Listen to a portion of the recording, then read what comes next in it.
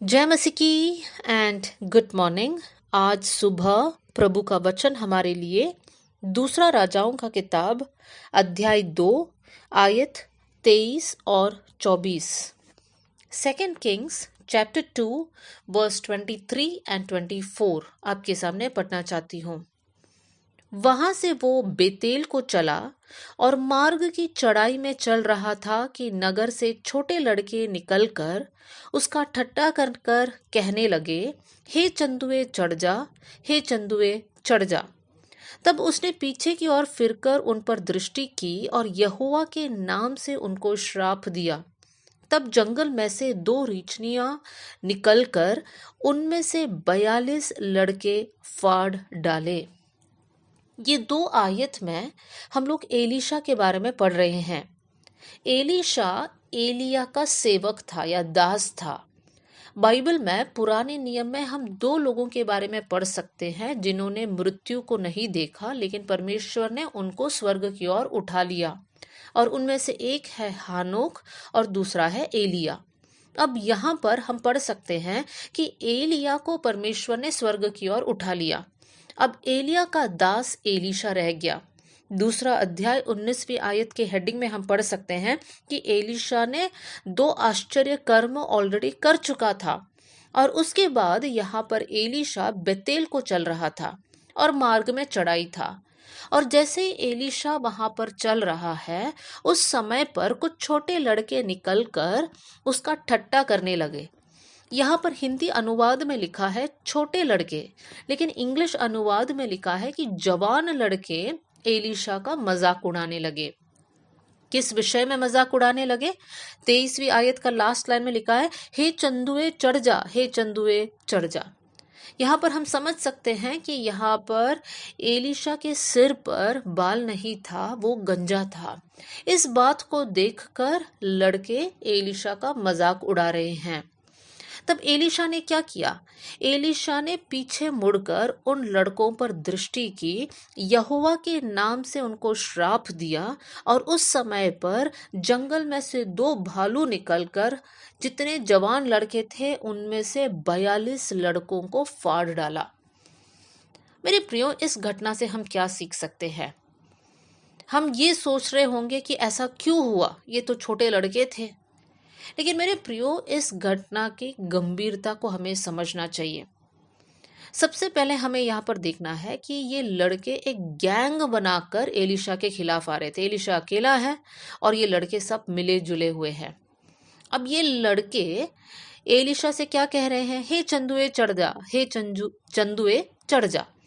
यहाँ पर हम देख सकते हैं इन लोग जब चढ़ जा कर कर बोल रहे हैं, हम ये नहीं जानते हैं कि वो चढ़ाई पर चलने की बात कर रहे हैं या फिर वो लोग उस बात को लेकर आ रहे हैं कि एलिया तो स्वर्ग की ओर उठा लिया गया, अब तुम भी चला जाओ। क्या वो लोग उस विषय को लेकर आ रहे हैं? हम नहीं जानते हैं। लेकिन एक विषय जरूर है कि वो लोग प्रभु के दास या प्रभु के अभिषिक्त के खिलाफ अपनी आवाज को उठा रहे हैं। उस समय पर परमेश्वर एक भविष्यवक्ता के द्वारा लोगों से बात करता था। लोग प्रभु की वाणी सुनना चाहते थे। एक राजा परमेश्वर की इच्छा जानना चाहता था तो उनको भविष्यवक्ता को बुलाना पड़ता था और भविष्यवक्ता प्रभु की बातों को सुनकर लोगों तक पहुंचाता था। और एलीशा एक भविष्यवक्ता था। एलीशा परमेश्वर का एक अभिषिक्त दास था। और जब ये लड़के एलीशा का मजाक उड़ा रहे हैं तो वास्तव में वो लोग परमेश्वर ने जिनको रखा है उनका मजाक उड़ा रहे हैं। मतलब वो लोग परमेश्वर की मजाक उड़ा रहे हैं, परमेश्वर की निंदा कर रहे हैं। और मेरे प्रियो, हम यहाँ पर समझ गए हैं कि हम प्रभु के लोगों के खिलाफ या उनके बारे में जब हम बात करते हैं, निंदा करते हैं, उनकी ठट्टा उड़ाते हैं, उस समय पर परमेश्वर हमसे खुश नहीं है। उन लड़कों के साथ क्या हुआ? 42 लड़के वहां पर खत्म हो गए क्योंकि 2 भालू वहां पर निकले और उन 42 लड़कों को खत्म कर दिया। मेरे प्रिय भाई बहनों, ये घटना से हम बहुत कुछ सीख सकते हैं। हमारे जीवन में भी हमें इस बात का ध्यान देना है कि प्रभु के अभिषिक्तों के खिलाफ हमें कुछ नहीं बोलना चाहिए। अब प्रभु के अभिषिक्त कौन है?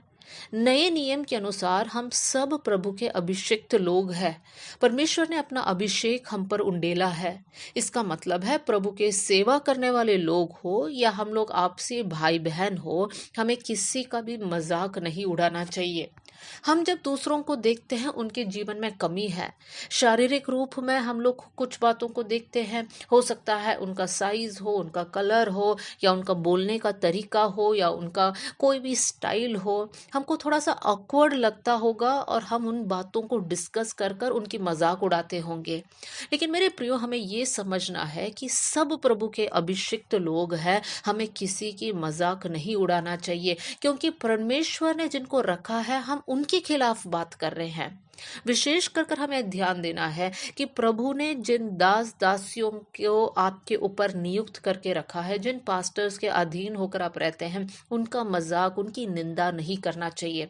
बहुत से वक्त मैंने विश्वासियों को ऐसा देखा है जो बोलते हैं आज पास्टर ने अच्छा संदेश नहीं दिया, या फिर कुछ लोग बोलते हैं अच्छा आज पास्टर ने जो बोला वो हमारे लिए बोला था, हमारे खिलाफ बोला था। इस प्रकार की बातें जब हम करते हैं, हम पास्टर के खिलाफ नहीं बोल रहे हैं, हम वास्तव में प्रभु के खिलाफ बोल रहे हैं।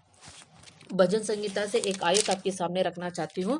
भजन संहिता 105 और उसका 15वीं आयत, साम्स 105 वर्स 15। यहाँ पर हम पढ़ते हैं, मेरे अभिषिक्तों को मत छुओ और ना मेरे नबियों की हानि करो। वचन में इस प्रकार लिखा है कि परमेश्वर के अभिषिक्तों के खिलाफ हमें कुछ करना भी नहीं है, कुछ बोलना भी नहीं है। मेरे प्रियो, हम सब प्रभु के अभिषिक्त है कर हमने सुना, और हम सब प्रभु के आंखों की पुतली है।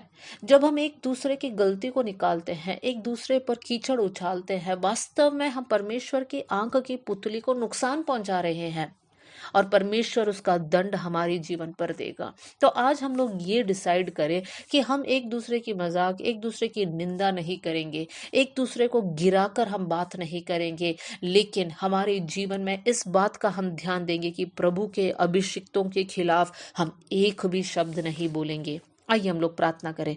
स्वर्गीय पिता, आज का वचन के लिए मैं धन्यवाद करती हूँ प्रभु। वचन सुनने वाले हर एक भाई और बहन के लिए मैं दुआ करती हूँ प्रभु जी, आपका अनुग्रह उन पर होने पाए। प्रभु जी, आप उनको बल देना, ताकत देना परमेश्वर पिता, ताकि आत्मिक जीवन में हम लोग सही से आगे बढ़ पाए।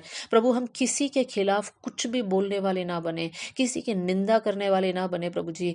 लॉर्ड, हम प्रार्थना करते प्रभु जी, हमारे मुंह से, हमारे जीवन से हम किसी को अपमान ना करें प्रभु। विशेष कर आपके अभिषिक्तों के ऊपर प्रभु जी हम एक भी शब्द ना बोले प्रभु, हम उनके खिलाफ उंगली उठाने वाले ना बने प्रभु जी। अगर हमने ऐसे किया है तो आप पिछले दिनों की हमारी गलतियों को माफ कर देना।